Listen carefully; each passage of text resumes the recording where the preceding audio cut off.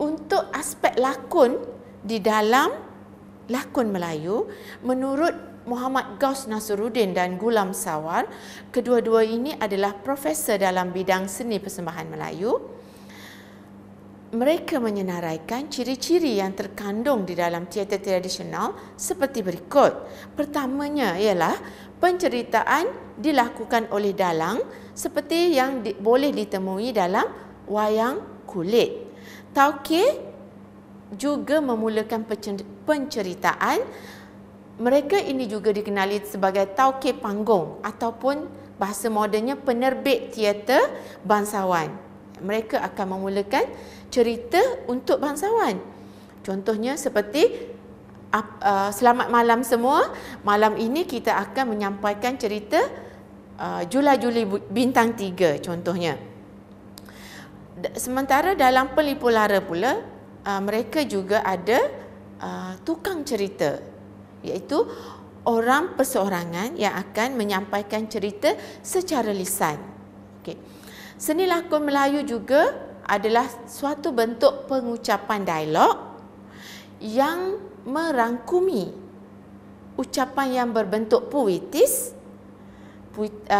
mungkin nyanyian, pembacaan mentera dan banyak lagi bentuk-bentuk puitis Melayu seperti gurindam, syair, pantun yang mungkin digunakan oleh tukang cerita dalam seni lakon Melayu.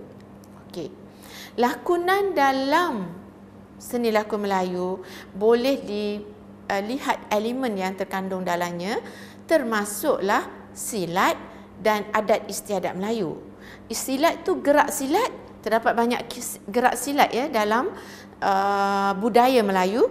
Jadi gerak silat ini juga dimasukkan menjadi sebahagian daripada seni lakon Melayu mengikut kesesuaian lakonan. Contohnya pahlawan Melayu, mereka akan menggunakan gerak silat. Kemudian gerak adat istiadat Melayu. Contohnya seperti adat menyembah. Adat menyembah ini selalunya berlaku dalam istana raja apabila ada perkabaran ataupun pelaporan yang hendak disampaikan oleh bendahara, contohnya kepada raja, jadi akan ada adat istiadat menyembah. Contohnya, ampun tuanku, sembah patih harap diampun. Jadi yang itulah yang dimasukkan juga ke dalam lakon Melayu. Lakon Melayu juga memberi kebebasan tentang gerak. Maksudnya boleh improvisasi. Improvisasi bermaksud gerak langsung ataupun spontan mengikut kesesuaian pada ketika itu. Ya. Improvisasi termasuklah improvisasi gerak, improvisasi dialog dan improvisasi cerita di bahagian-bahagian tertentu. Contohnya kalau ada satu bahagian tu penonton suka, lawak jenaka itu ataupun humor itu disukai oleh penonton, kemungkinan dan boleh untuk pelakon tersebut memanjangkan sedikit aksi tersebut. Tidak menjadi kesalahan dalam teater tradisional Melayu.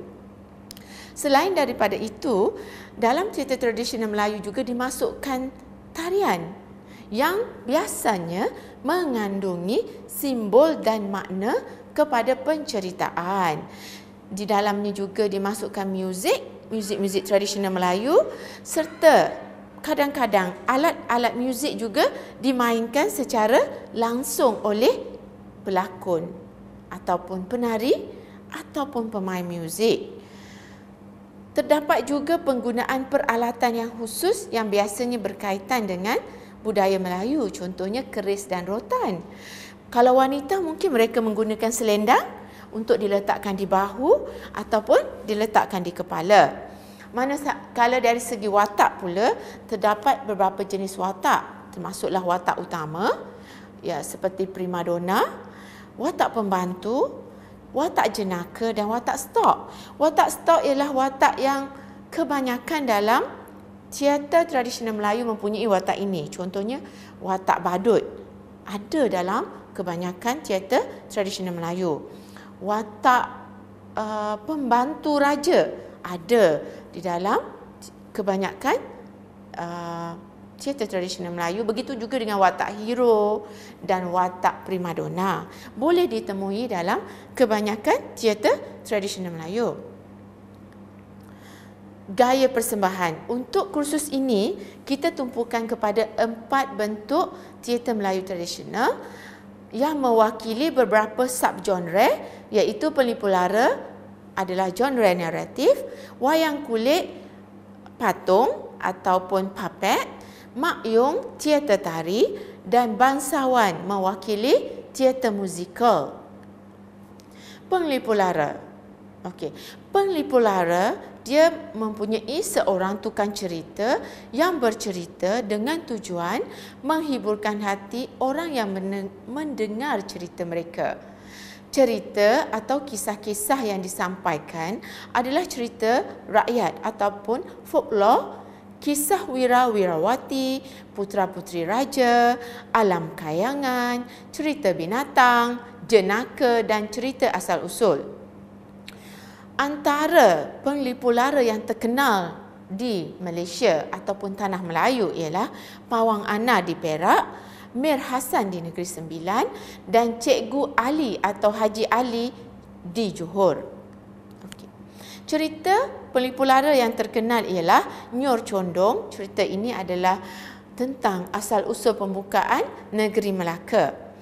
Cerita yang kedua ialah Lindungan Bulan. Ia adalah tentang negeri Kedah termasuk sejarah, kerajaan, kejatuhan dan perkembangan. Selain daripada itu, cerita lain ialah Hikayat Awang Sulung Merah Muda. Kisah yang dibawakan ialah tentang kehidupan putera raja.